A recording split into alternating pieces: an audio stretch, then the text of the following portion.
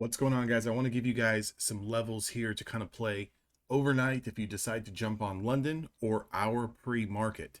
So key level 18,500. That was London session lows today. Once we lost it, we really had that big decline. Anything below 500s, 505s, 510s, you want to stay a little bit more short-minded.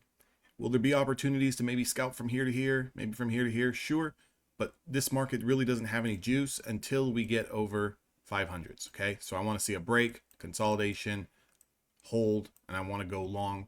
From there, we would be targeting 18,720s. Okay, if we push back up into this range and we fail, right, over 500s, and we start to lose 500s again, look for a loss of 500s, a back test, okay, a rejection, lower high, and then get short.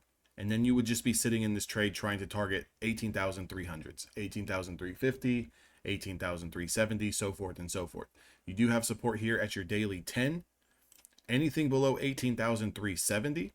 So if this market does something like this, right, and you lose 18,370, you want to be short-minded all the way down into 18,272. Those are the levels that I'm looking for going into pre-market tomorrow, going into the overnight session. So again, just kind of keep that on watch and be mindful of that. Below 500, you can still get rejected and come down to 370s. Below 370s, we have room down to 270s.